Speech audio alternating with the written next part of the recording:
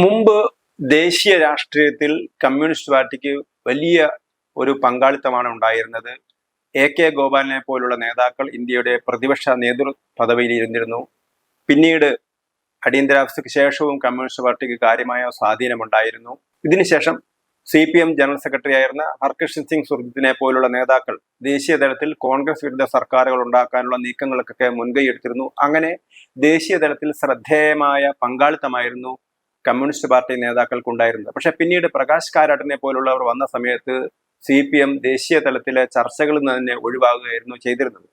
പക്ഷേ CPMന്റെ പ്രസക്തി കുറഞ്ഞ സമയത്തും അല്ലെങ്കിൽ അവരുടെ അംഗബലം കുറഞ്ഞ സമയത്തും സീതാറാം യെച്ചൂരിയെ പോലുള്ള നേതാവിന് കോൺഗ്രസ് നേതാക്കളുമായിട്ട് അടുത്ത ബന്ധമാണ് ഉണ്ടായിരുന്നത്.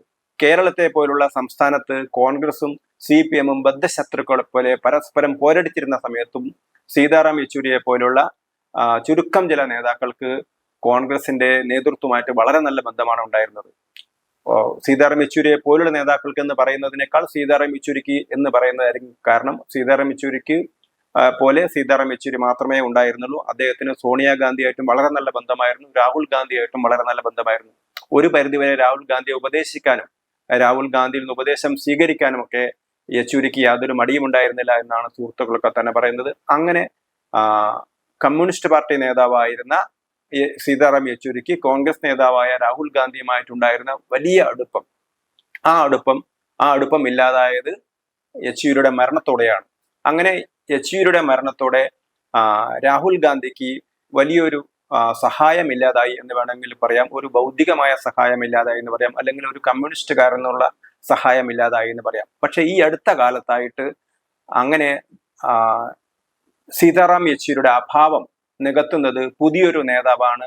ആ ചുമതല രാഹുൽ ഗാന്ധിയുമായുള്ള ബന്ധം നിലനിർത്തുന്നത് ദീപാങ്കർ ഭട്ടാചാര്യ എന്ന നേതാവാണ്. അദ്ദേഹം ബീഹാറിൽ നിന്നുള്ള CPIML നേതാവാണ്.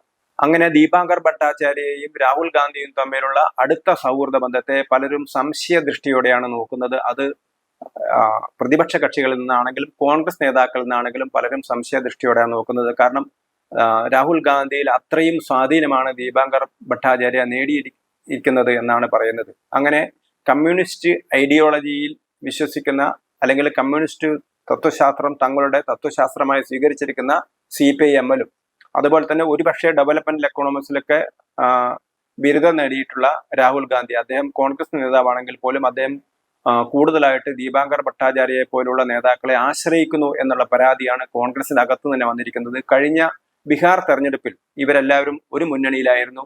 ആ സമയത്ത് മുന്നണിക്കകത്ത് എപ്പോഴൊക്കെ പ്രശ്നങ്ങൾ ഉണ്ടായിട്ടുണ്ടോ ആ പ്രശ്നങ്ങൾ പരിഹരിക്കാൻ വേണ്ടി മുന്നിട്ടിറങ്ങിയത് ദീപാങ്കർ ഭട്ടാചാര്യായിരുന്നു. പ്രത്യേകിച്ച് ചില പാർട്ടികളൊക്കെ തന്നെ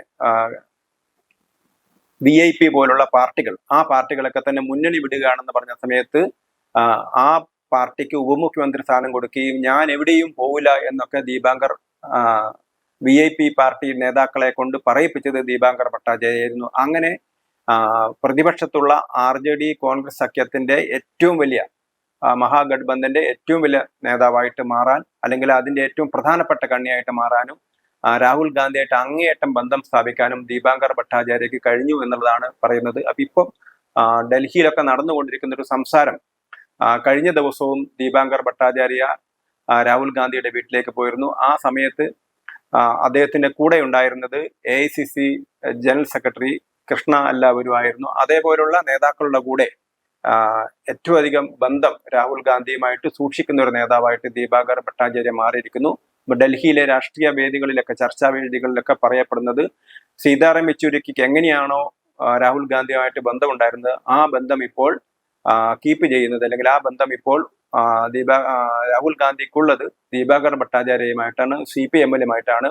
ഇതിന്റെ പ്രത്യേകത എന്ന് പറയുന്നത് ബംഗാളിലെ രാഷ്ട്രീയത്തിൽ ഉണ്ടാകാൻ പോകുന്ന മാറ്റമാണ്. BJPയോടുള്ള സമീപനത്തിലും ഇരു പാർട്ടികളും തമ്മിൽ വ്യത്യാസമുണ്ട്. CPIMും തമ്മിൽ വ്യത്യാസമുണ്ട്. കാരണം BJP ഒരു ഫാസിസ്റ്റ് പാർട്ടിയാണ് എന്ന് CPM ഒരിക്കലും വിശ്വസിക്കുന്നില്ല. ചില ഫാസിസ്റ്റ് പ്രവണതകൾ BJP കാണിക്കുന്നു എന്ന് മാത്രമേ ഉള്ളൂ. BJPയെ പൂർണ്ണമായിട്ടും ഒരു ഫാസിസ്റ്റ് പാർട്ടിയായിട്ട് അവർ കാണുന്നില്ല. അതേ സമയത്ത് ദീപാങ്കർ ഭട്ടാചാര്യ കാണുന്നത് BJP ഒരു ഫാസിസ്റ്റ് പാർട്ടിയായിട്ടാണ്. ബീഹാറിലെ തെരഞ്ഞെടുപ്പ് വിജയം, BJPക്കുണ്ടായ തെരഞ്ഞെടുപ്പ് വിജയം അല്ലെങ്കിൽ RJD സഖ്യത്തിനുണ്ടായിരുന്ന പരാജയം അതൊരു സംഘടനാപരമായ പരാജയമല്ല, മറിച്ച് ഒരു ഫാസിസത്തിന്റെ വിജയമാണ്, അത് ഗൗരവമേറിയ വിഷയമാണ് എന്നാണ് ദീപാങ്കർ ഭട്ടാചാര്യ പറയുന്നത്. അതേപോലെ തന്നെ ബംഗാളിലെ രാഷ്ട്രീയ സഖ്യത്തിലും ദീപാങ്കർ ഭട്ടാചാര്യയുടെ സാന്നിധ്യം പ്രശ്നമുണ്ടാക്കുമെന്ന് ഉറപ്പാണ്. കാരണം ബംഗാളിൽ ഇപ്പോൾ കോൺഗ്രസും CPIയും ഒരു സഖ്യമായിട്ടാണ് മത്സരിക്കുന്നത്. കോൺഗ്രസ് ആണെങ്കിലും, ബംഗാളിലെ കോൺഗ്രസ് ഘടകമാണെങ്കിലും ബംഗാളിലെ CPIM ആണെങ്കിലും അതിശക്തമായിട്ട് അവർ എതിർക്കുന്നത് BJPയേക്കാൾ ഏറെ അവർ എതിർക്കുന്നത് മമതാ ബാനർജിയാണ് എതിർക്കുന്നത്. പക്ഷേ ദീപാങ്കർ ഭട്ടാചാര്യ എന്ന CPIML നേതാവ്, അദ്ദേഹം മമതാ ബാനർജിയായിട്ട് സഖ്യമുണ്ടാക്കണം എന്ന പക്ഷക്കാരനാണ്. അതുകൊണ്ട് തന്നെ ദീപാങ്കർ ഭട്ടാചാര്യക്ക് രാഹുൽ ഗാന്ധിയുടെ ബന്ധം മൂലം അടുത്ത് തന്നെ ബംഗാളിൽ ഒരു തൃണമൂൽ കോൺഗ്രസ് CPIML സഖ്യം വരും എന്ന സൂചനയാണ് കരുതുന്നത്. ആരൊക്കെയാണോ മമതാ ബാനർജിയെ ശക്തമായി എതിർക്കുന്നത് അങ്ങനെയുള്ള കോൺഗ്രസിലെ നേതാക്കൾക്ക് അവിടെ സ്ഥാനം നഷ്ടപ്പെടും എന്ന് ഉറപ്പാണ്. അധീർ രഞ്ജൻ ചൗധരിയെ പോലുള്ള ബംഗാളിലെ കരുത്തരായ കോൺഗ്രസിന്റെ നേതാക്കൾ അവർ ഏറ്റവും അധികം BJPയേക്കാൾ അവർ ഏറ്റവും അധികം വിമർശിക്കുന്നത് മമതാ ബാനർജിയാണ്. മമതാ ബാനർജിയായിട്ട് യാതൊരു സഖ്യം പാടില്ല എന്ന് പറയുന്ന ആളുകളാണ് ബംഗാളിലെ CPIMും അതുപോലെ തന്നെ ബംഗാളിലെ കോൺഗ്രസും. എന്നാൽ അവരെയൊക്കെ തള്ളിപ്പറഞ്ഞുകൊണ്ട് മമതാ ബാനർജിയായിട്ട് സഖ്യമുണ്ടാക്കാൻ കോൺഗ്രസിനെ പ്രേരിപ്പിക്കുന്ന ജോലിയാണ് ദീപാങ്കർ ഭട്ടാചാര്യ ഏറ്റെടുത്തിരിക്കുന്നത്. അതുകൊണ്ട് തന്നെ ദീപാങ്കർ ഭട്ടാചാര്യ രാഹുൽ ഗാന്ധി തമ്മിലുള്ള ബന്ധം, ആ അടുപ്പം ഏറ്റവും അധികം ബാധിക്കുന്നത് ബംഗാളിനെയായിരിക്കും. അതുകൊണ്ട് അടുത്ത ഇലക്ഷനിൽ ബംഗാളിൽ ഒരുപക്ഷെ മമതാ ബാനർജിയുടെ കൂടെ ആയിരിക്കാം. കാരണം BJPക്കെതിരായ വിശാലമായ ഒരു മുന്നണി കെട്ടിപ്പടുക്കുക എന്നുള്ളതാണ് ദീപാങ്കർ ഭട്ടാചാര്യയുടെ ഉദ്ദേശം. അതുകൊണ്ട് തന്നെ ബംഗാളിൽ അവർ പരസ്പരം മത്സരിക്കാൻ താല്പര്യപ്പെടുന്നില്ല. BJPയെ ഒറ്റപ്പെടുത്തുക എന്നുള്ളതായിരിക്കും. കാരണം മമതാ ബാനർജിയെ കൂടി കോൺഗ്രസിന്റെ കൂടെ കൊണ്ടുവരിക എന്നുള്ളൊരു ലൈനായിരിക്കും ഇനി രാഹുൽ ഗാന്ധി സ്വീകരിക്കാൻ പോകുന്നത്. അതിന്റെ റിപ്പർക്കഷൻ എന്ന് പറഞ്ഞാൽ, അല്ലെങ്കിൽ അതിന്റെ പ്രത്യാഘാതം എന്ന് പറഞ്ഞാൽ, മമതാ ബാനർജിയെ അതിശക്തമായിട്ട് എതിർക്കുന്ന കോൺഗ്രസ്സുകാരൊക്കെ തന്നെ പതുക്കെ BJP ചേരിയിലേക്ക് വരും. അങ്ങനെ പശ്ചിമ ബംഗാൾ ഒരു മമതാ BJP നേരിട്ടുള്ളൊരു പോരാട്ടം നടക്കാനുള്ള അവസരമാണ് ഉണ്ടാവാൻ പോകുന്നത്. കോൺഗ്രസും CPIML ഒക്കെ തന്നെ മമതയുടെ കൂടെയായിരിക്കും ഉണ്ടാവുക. CPIM എന്ത് നിലപാടെടുക്കുമെന്ന് നമുക്ക് കണ്ടറിയേണ്ടിയിരിക്കുന്നു.